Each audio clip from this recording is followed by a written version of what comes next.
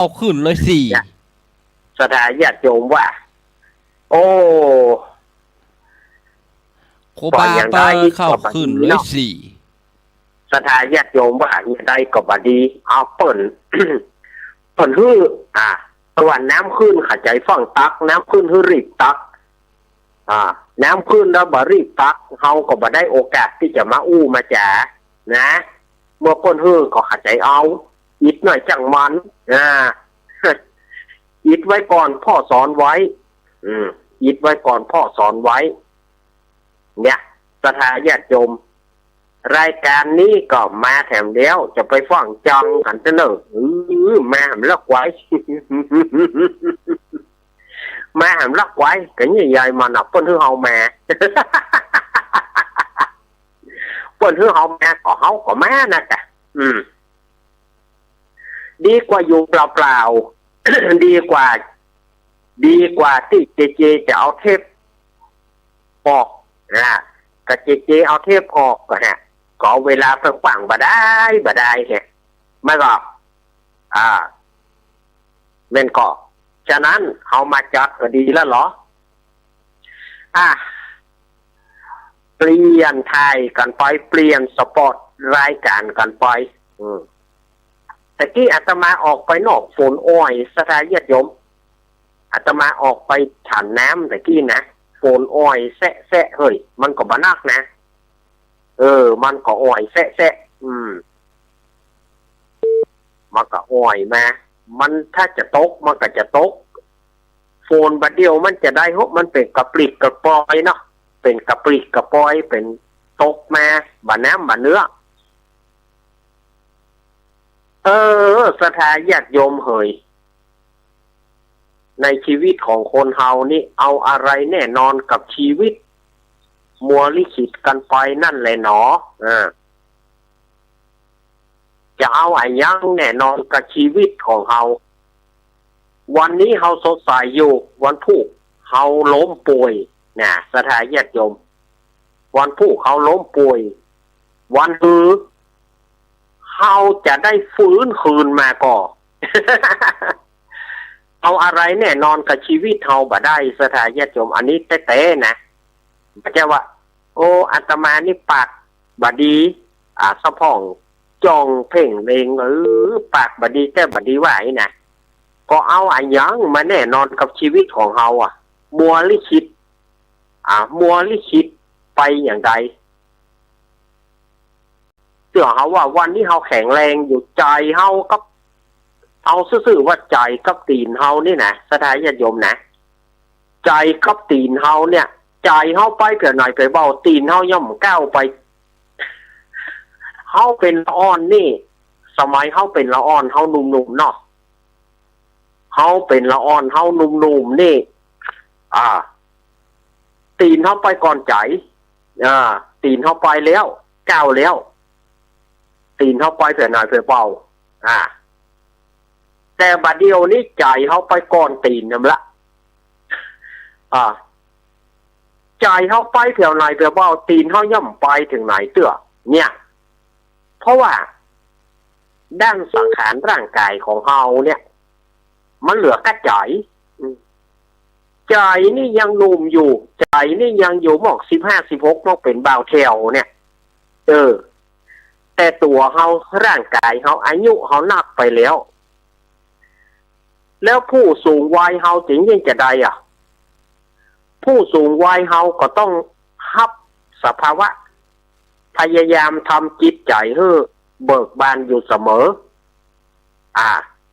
ฟังธรรมะไปฟังรายการอย่าไปแก้ไขเครียดของสถาญาติโยมไป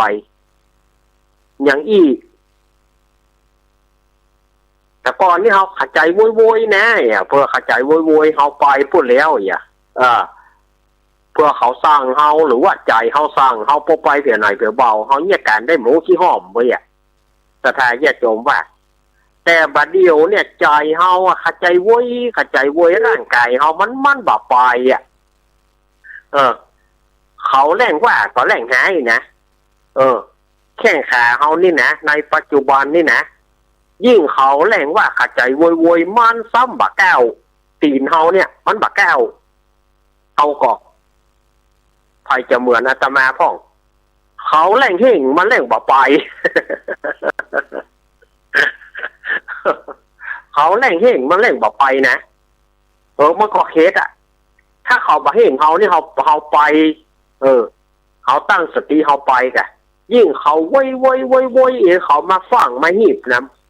เอาแล้วมันซ้ำบ่ก้าวตึงหลวงมั้งมันบ่ยอมก้าวละ เขาว่าเป็นในอย่างก็บ่ฮู้มันบ่ยอมไปยังไงมันเนี่ยใจเฮานี่เผียวหน่อยไปบอกใจเฮานี่เผียวว่ากุ๊กกิ๊กมาละแมงปุ่นน่ะใจเฮานี่มีกุ๊กกิ๊กมาละแมงปุ่นน่ะแต่ตัวเฮาย่อมไปทางใดแต่ตีนเฮาย่อมไปทางใดเถอะ1-2เปิ้นเอาผู้สูงวัยมาเดินจงกรมมาเนาะ ผู้สูงวัยเดินจงกรมนี่มันเข้าท่าดีกะมันขนานกับใจขนานกับตีนเฮาอ่ะซ้ายอย่างหนอ ขวาอย่างหนอใจเฮาบ่เย็นปานนั้นกาจานโอ้ยเปิ้นเอาใจกับตีนมันกะลากันนะเปิ้นใจกับตีนมันกะลากันนะมันได้บาลานซ์กันนะในภาษาของฝรั่งว่ามันบาลานซ์กันบ้านเฮาเขาว่ามันกะลากันมันไปเต่าๆกัน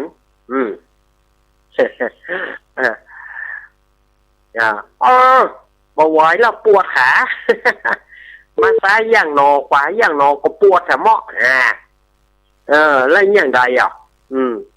อย่างใดแล้วเมื่อใดเราจะแข็งแรงทุกคนเนี่ยก็ถ้าเมาไปเจ็บก็บ่แข็งแรงนะอาตมาว่าเขาเป็นละอ่อนนี่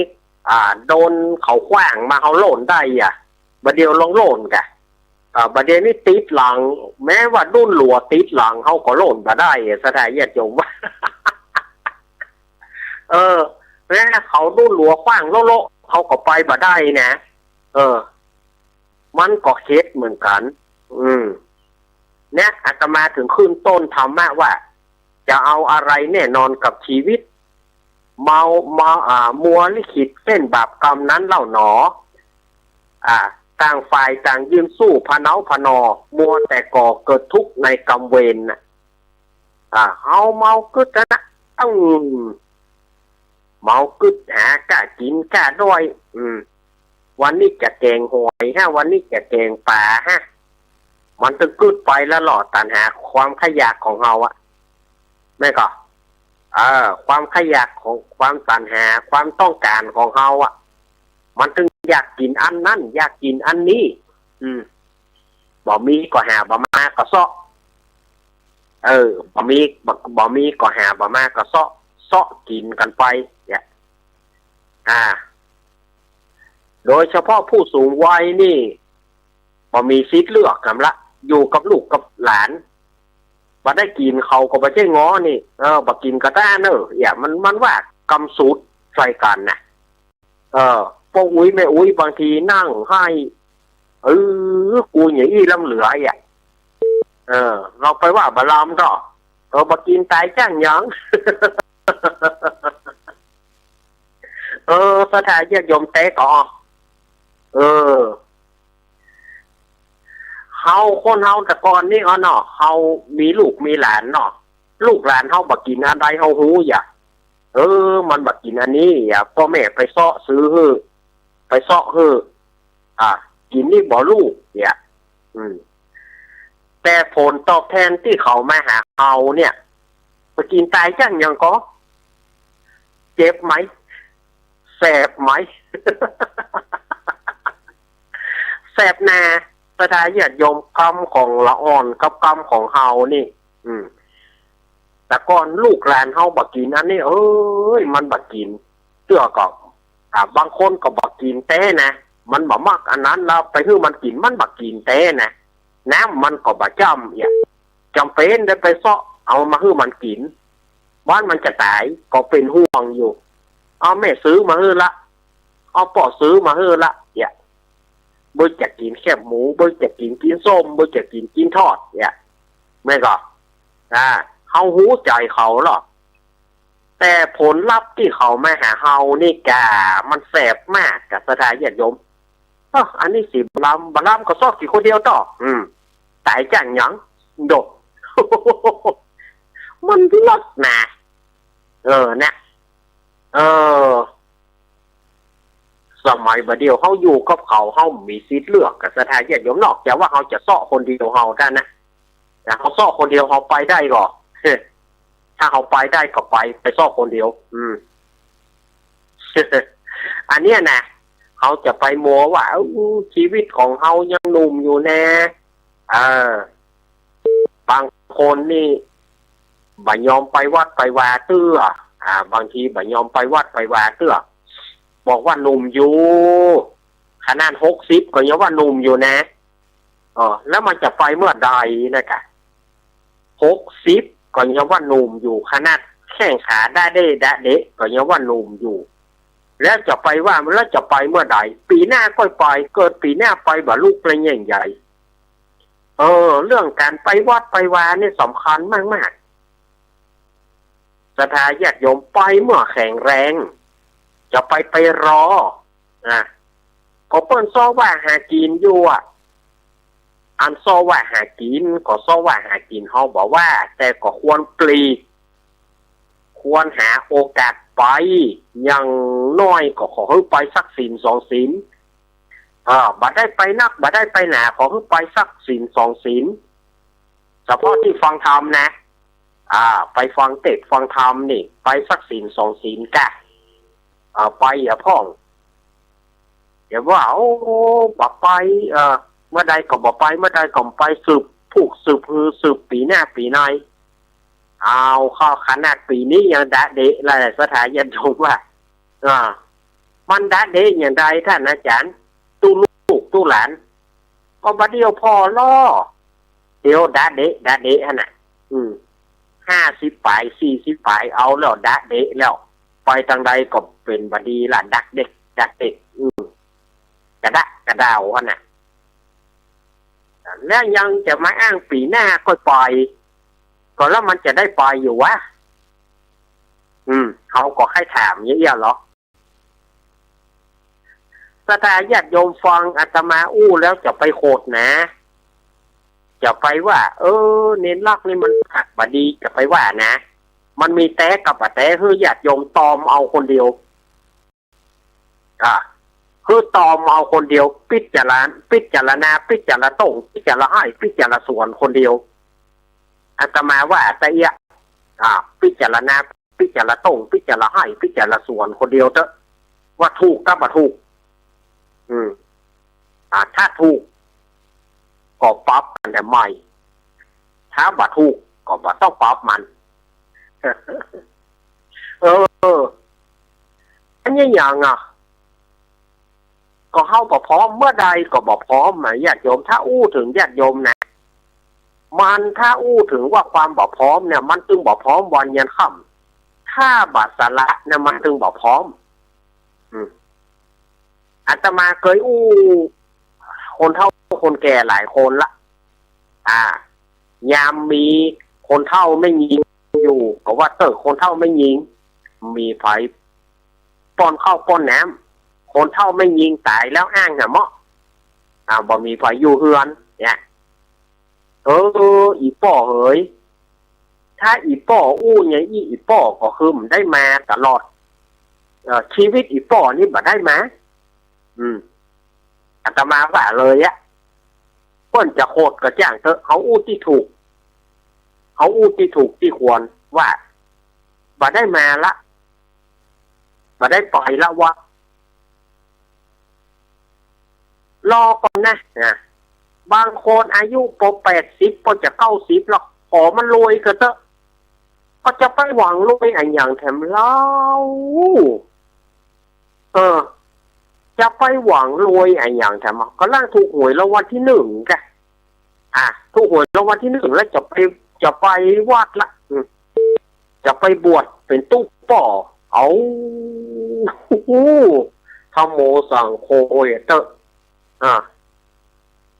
แล้วจะได้อย่างแถมเล่า สถานญาติโยมว่าจะมาห้ามมาเฮียนอะไรอย่างได้แถมเล่าบ่ต้องเฮียนนะเขาก็ได้ปอนปอนนะโอ้มันไปมันก็ต้องได้ห้ามได้เฮียนเวลาเปิ่นเป็นตายเป็นเหม็นเน่าก็ต้องได้ไปสวดไปอย่างเนี้ยไปตุ๊ป่อจะว่าสบายอีกไปตุ๊ป่อว่าสบายอีกก็มาสวดไปเฮียนนี่ก็ไปได้ใหญ่อ่ะ เอาปอนปอนเลยตุ๊ป่อปอนปอนเนี่ยสปิติโยสปาโลโก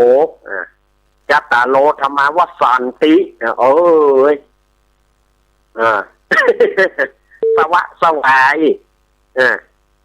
ชีขายุโกสวะสวายก็มันหังปะถูกไปติดสวะสวาพุทธาจัตตาโลธรรมาวัสันติอีกอาตมาเคยไปปะนะจะบอกว่าเขาเปิดบวชเมื่อลูนเนาะก่อนป่อนปอนไปรับการสลากคือกันนั่นนะรับการสลากเหมือนกันนะตั้งค่ะสปีติโยจัดดีหรอกโอ้ตัวป่อนนี่เต็ดป่อนปอนม่วนแต่นี่วุฒาจัตตาโลวุฒาปัจจาโลจัตตาโลธรรมาวัสันติโอ้อาตมางะเลยแกคำนั้นงะเลยกับคำนั้นโอ้การอวดปั่นปอนจัดเหมาะพุทธาปัจจโยจัตตาโลธรรมาวัสันติเฮางะกับคำนั้นเฮ้ยไปว่าโอ้โหเป็นท่าแต่ของอย่างนี้นะสถานญาติโยมอาตมาว่าจะไปหลงมัวเมากับมันเนอร์จะไปหลงมัวเมาจะไปเสาะหาหวังล่ำหวังรวยอย่างแถมสถานญาติโยมมันก็ตึงแต่อันนะพอก็หันก็โยมเปิ่นอุตส่าห์ยกที่เฮวัดไปแล้วคนเมื่อลูนมาลู่จะเอาที่วัดคืนนะสถานญาติโยมว่า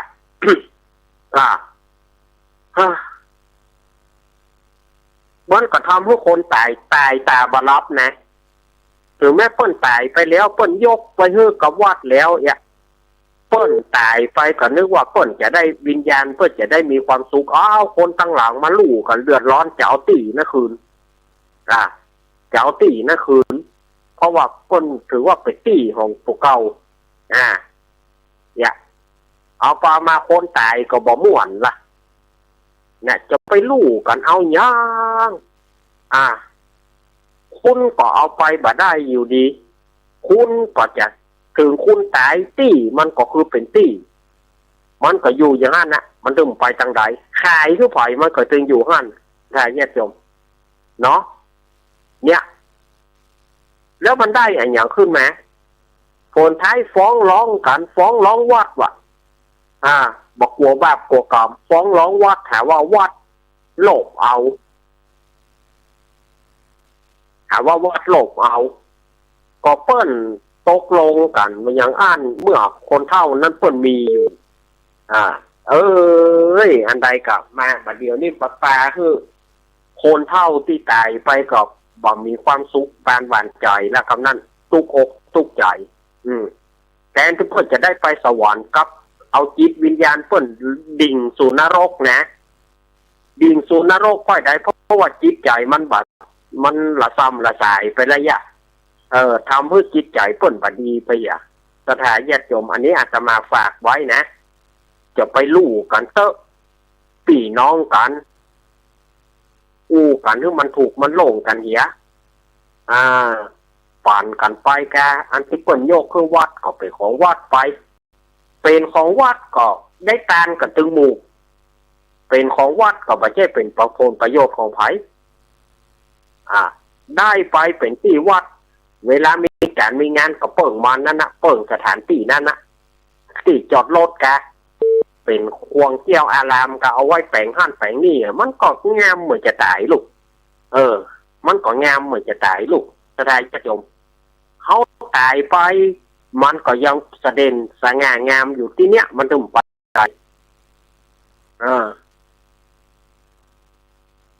เรื่องนี้อูนักไปบดีเพิ่นจะจังหัวเขาก็เอาหมอกหอมปากหอมคอพอละแต่ว่าอาตมาก็ฝากไว้กับญาติโยมนะมันไปวัดไปวากันพ่องมันไปฟังน้ำฟังธรรมกันพ่อง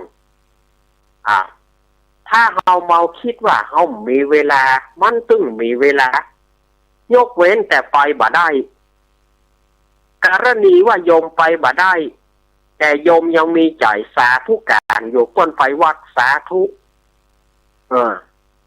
โยมก็ได้บุญได้อานิสงส์ตัวเพราะว่ามันไปบ่ได้แต่มันนั่งบ่ดีบางคนเอาไม้4 ขาไม้3 ขาไปตัวกังกะกังกากะเกก็เนี่ยใดมันอันนั้นมันก็เป็นเทศสุดวิสัยนะสุดวิสัย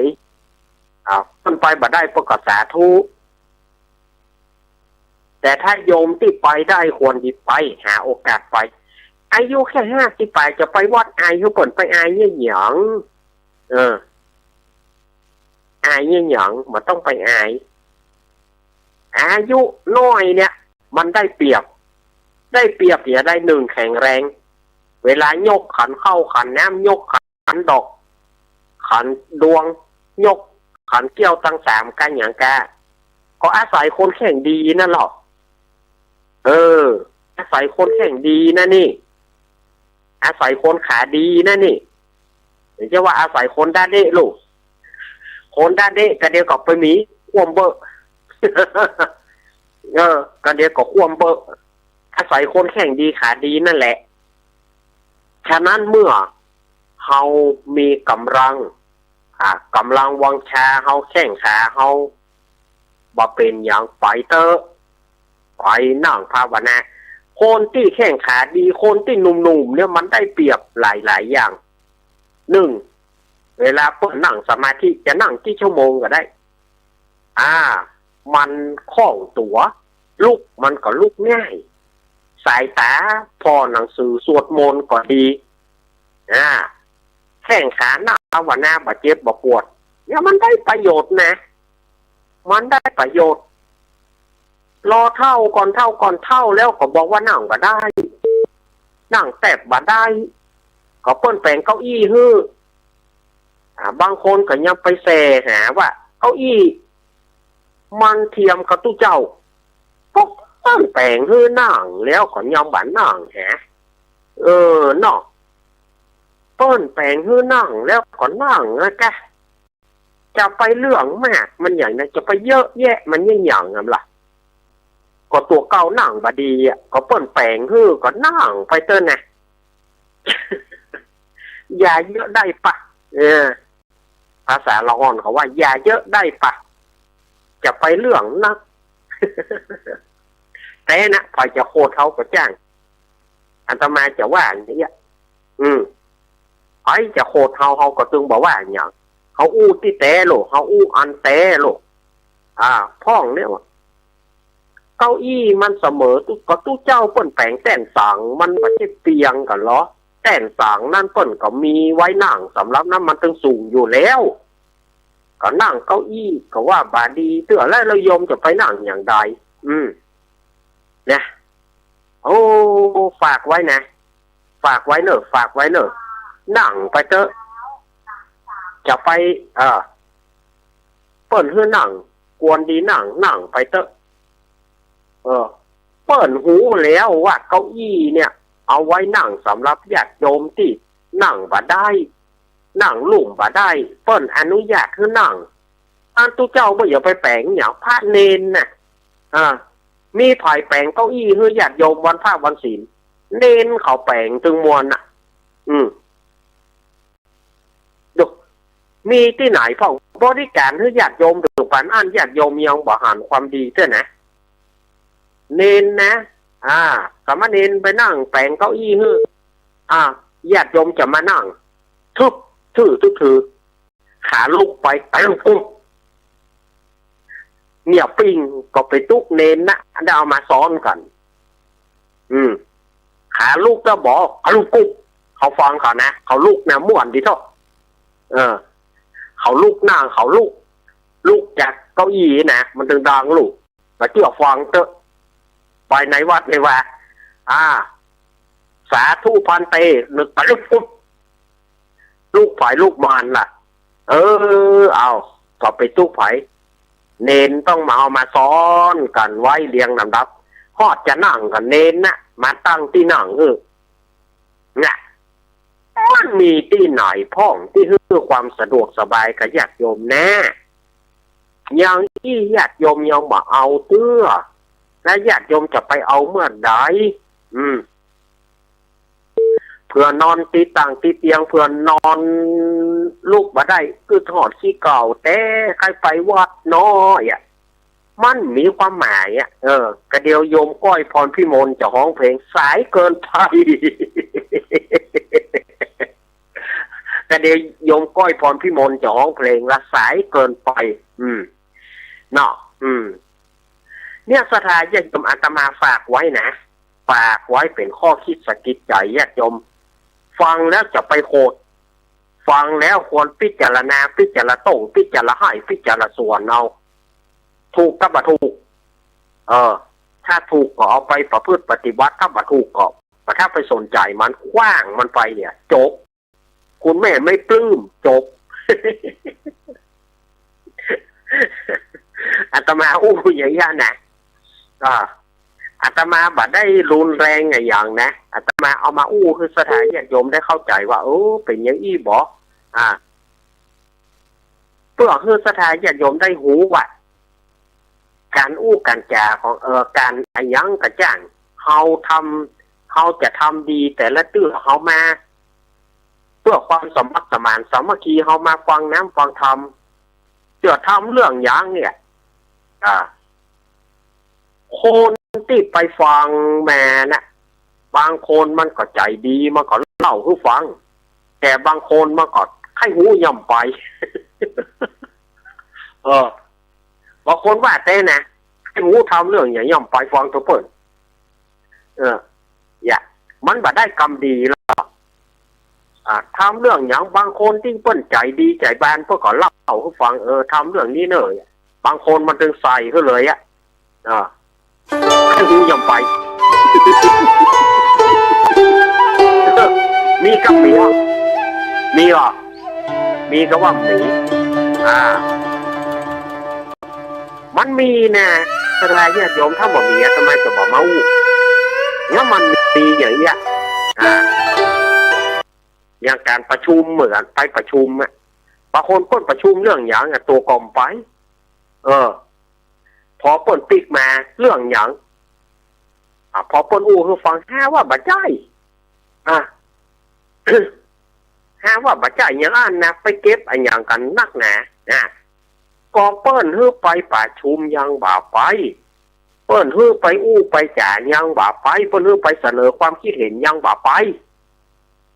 แล้วมาเดือดทางบ้านแล้วก็เอาคนทางบ้านใจเวคนทางบ้านที่ใจเวคนทางบ้านที่บอกไปประชุมก็เป็นด้วยกันหมดเดือดร้อนกัน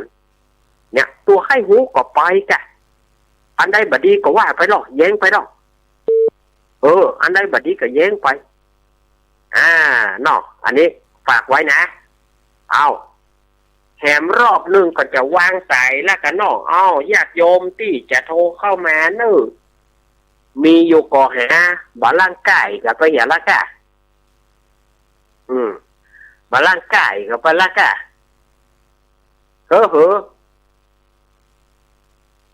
บ่ร่างกายกับไปละกะคือโทรมาแถมรอบนึงเนอะอันนี้รอบสุดท้ายแล้วนะคือโทรมาแถมรอบนึงเนอะ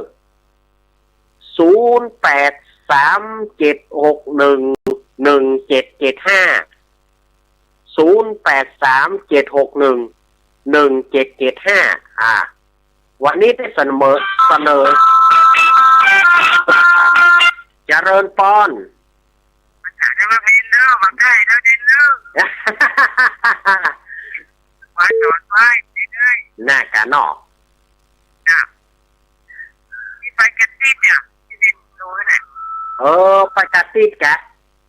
กลับมาเจ้าโอ้ไปมาล่ะเจ้าแล้วฝ่ายที่เอากระดาษที่นั่นกับไม้กันโอ้ได้อย่างมากินได้อย่างมากินทอดอย่างเงี้ยเลยการดีด้วยการดีด้วยขาเจ้าขอบคุณแม่เพนเนอร์โอ้เปิดโปรไปกาดมาแล้ววัดสถานญาติโยมวันนี้กาดตีเข้าเนาะวันนี้นะกาดตียังเจริญปอนครับนมัสการนั่นบอกอาจารย์เอาหลักตรงผมเข้าหลายชั่วโมงแล้วครับโอ้โหเราจะไปทำมาใครเกี่ยงนั้นเคยพักวันนี้เนาะนะคะพักเมื่อวันนะคะเมื่อวันไปทางไปนะครับไปทาง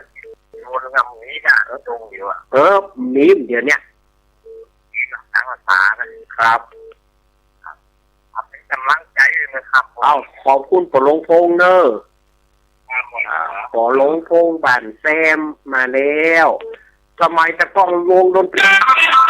เอาบ้านแซมนะเจริญปอน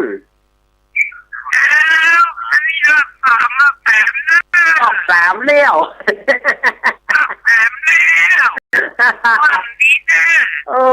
อีไก่ไม่หอย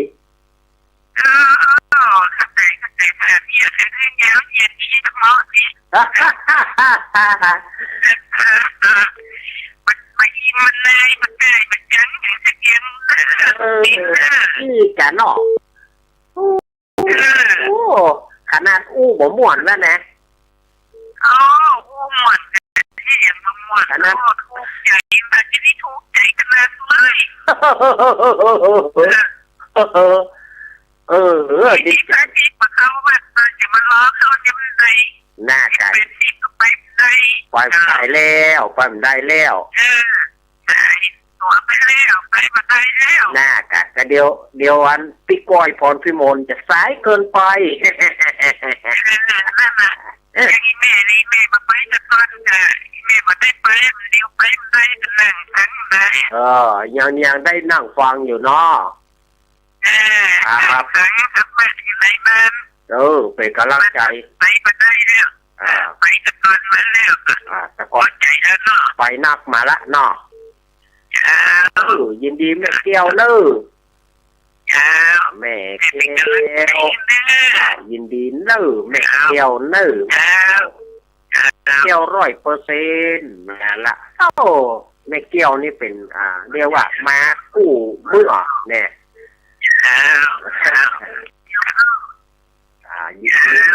ยินดีเนอะแม่เกี้ยววางสายหูจิมเจริญปอนว่าแต่เจ้าลูกเนียนแม่พี่สมัยรอบที่2มาตั้งประจำยกขึ้นมาว่าพอได้ยินแค่ได้ปิดประตูอยู่ห้องคนเดียวพอได้ยินเป็น100คนเลยคนแรกจะติดกันน้องเจ๊ได้ยินตอนแรกเหรอ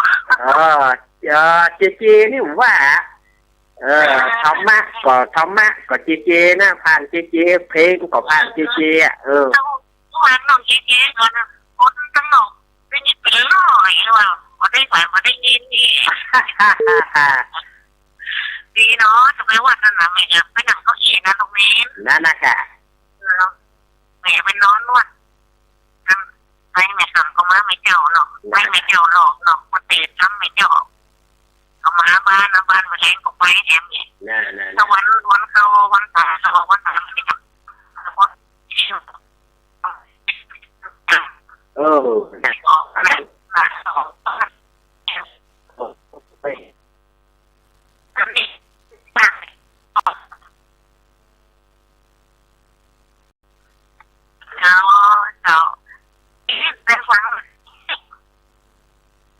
ดีแม่พี่สมัยเนอะทำไมเป็นกำลังใจนะเจ้าเดี๋ยวถ้ามีชั่วโมงต่อก็จะจบเรื่องต่อเจ้าไว้ลูกให้ไปตึ๊ก7 โมงแม่ลูกบ่ไหวเลยลูกให้ขอบแล้ว ต้นก้อนแม่น้อยกัน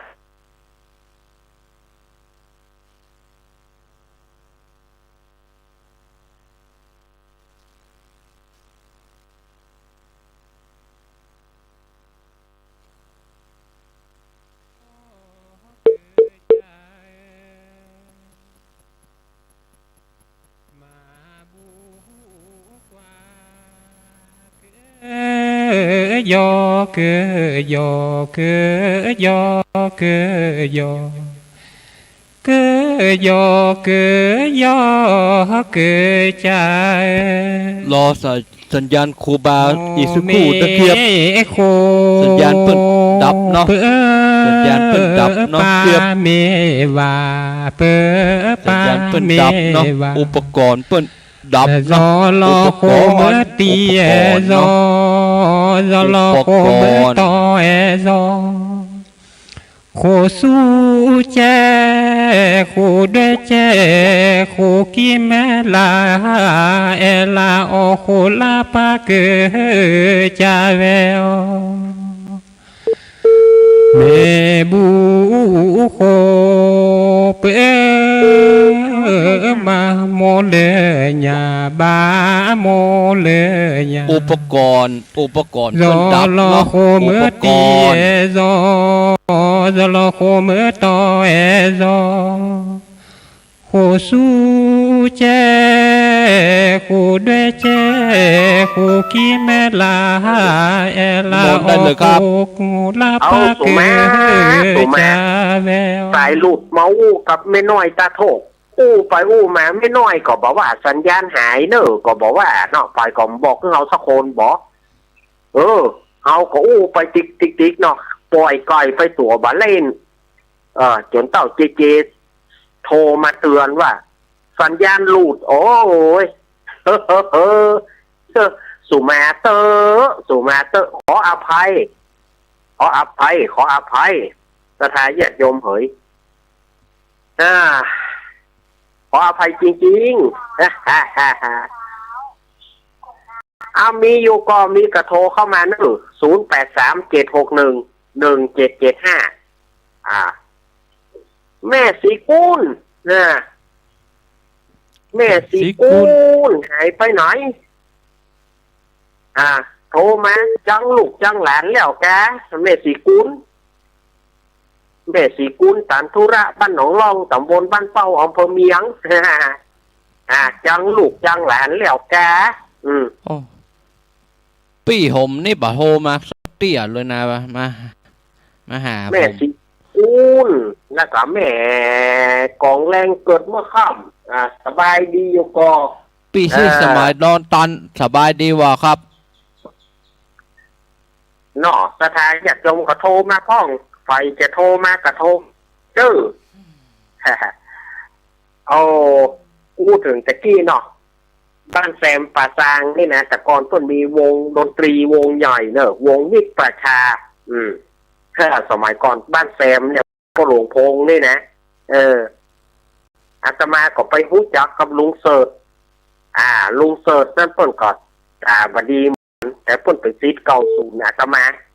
ไปปะกันพวกไปปะกับพวกลุงเสิร์ชนี่กะพวกกระถามไปกำเมืองกันนั่นแหละบ้านคือดินไปเจริญปอนฟังใช่ไหมลุงฟังอยู่เนาะลุงขอม่วงมาแล้ววันนี้ไปเช็คเก่าค่ะไม่กะโตจริงบัจเจ็ตไปเช็คเก่าลูกบัจเจ็ตแค่นะการโต๊ดนะลูนอยู่ก็ได้อยู่โซมาอู้กันยี่ก็ได้อยู่รู้ฮะครับอันนี้กับผู้พิการทางสายตาแม่ริมกะเนาะผู้พิการทางสายตานี่นะอาตมาก็ต้อนรับทุกท่านเนอะน้องเบี้ยวก็โทรมาละแต่กี้นะแล้วมีไหนแถม พี่ฮิตสมัยปะโทมาเตี้ยพี่ฮิตสมัยตอนตันไม่ดีมะไอ้ซุกพระบาทตากผ้ามาแล้วก็ไอ้ซุกปุ้นเนอร์ไอ้ซุกบงตาลเนอร์ไอ้ซุกบงตาลไอ้ซุกบงตาลไอ้ซุกพี่เกี้ยวนะบอกน้ำมนต์กาสิงแล้วก็ลืมกันแล้วก็ไอ้ซุกไอ้ซุกพี่เกี้ยวบงตาลได้เต่าว่ะเมื่อใดกับพี่เกี้ยวหันหน้ากับขอน้ำมนต์กาสิงนั่นน่ะพี่เกี้ยวอู้ถึงไอ้ซุกพี่เกี้ยวก็อินดูน้องปองพลเนาะน้องปองพลเปิ่นเสียชีวิตไปแล้วไอ้ซุกพี่เกี้ยวเนี่ยถ้าหันหน้าก่อนน้ำมนต์กะสิงน่ะมันนี่ละน้ำมนต์กะสิงอ่ะเจริญพรตั้งได้แม่จากตั้งได้อ๋อแม่สีลำปางเนาะเอาแม่สีว่าจะได้หา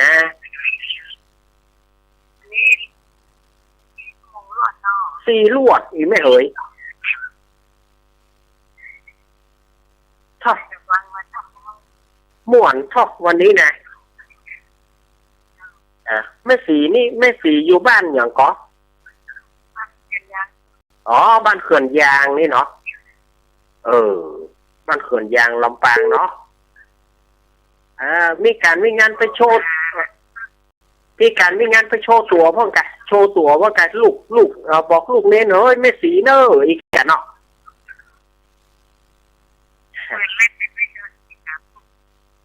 น่ากันเนาะครับยินดีแม่เนอครับยินดีแม่เนอแม่สีนะบ้านเขื่อนยางเมื่อใดก็จะไปสีหมดเก้านี่แม่เย็นนี่เนาะสีหมดเก้านี่นะสีหมดเก้าไม่เย็นตมากระจำเปิ่นพิษทุกนะถ้าเปิ่นบัตรมาตมาก็ลืมนะสีหมดเก้านี่ปอยตัวห่อนมาหาพุ่นอยู่ครับเจริญปอนอ๋อแม่สุทัศน์แม่สุทัศน์ดีมูลครับแม่ก็เติงหาเสมอเนอแม่สุทัศน์เนอแม่สุทัศน์ดีมูลแสนพรหมแสนพรหมแม่วางเนาะโอ้แต่ก่อนอาตมาเกิดเป็นเทพหลายตีนะแต่ก่อนแม่วางเนี่ยอาตมาบ้านอะไรอย่างก็ตาจ้างอีกอกอาตมาก็เคยไปนะแล้วก็ว่าอะไรอย่างก็อาตมาจำมาได้ละเคยไปเทศหลายตีหลายจางเหมือนกันนะแต่ก่อนนะเมื่อย้อนยุคสัก20 ปีนี่นะหลังจาก20 ปีไปแล้วนี่หลังจากปี47หลังจากปฏิวัติกำนั้นงานบ่มี แล้วไปประสบกับโควิดโความแถมอะไรอย่างแถมกำนั้นมีงานทุกหลวงมีงานก็ออกวิทยุมีงานก็จัดวิทยุเนี่ยกันเนาะตั้งอันมางานไม่เดินเลยตั้งแต่47มานะเนาะก็แต่ก็ว่าได้กันเนาะ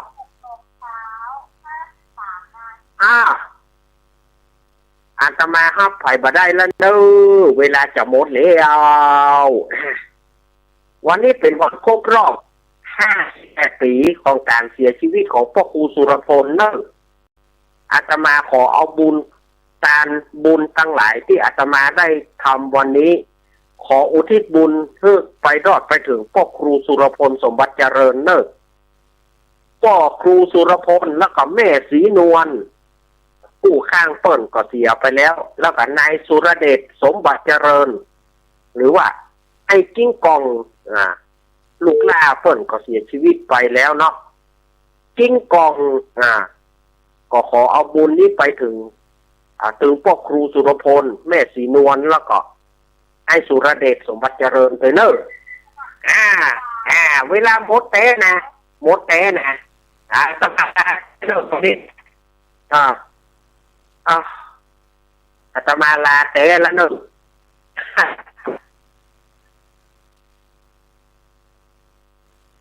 เมื่อตอเสือทอเกเลเพื่อผีเมื่อตอสู้ยาเปิมาโยมาโยและปู หน่อยอ่ะแม่นป่ะ พอและปัวเกิดใจเลือพอและปัวเกิดใจดีเวดีวอดีเวดีวอดีเวดี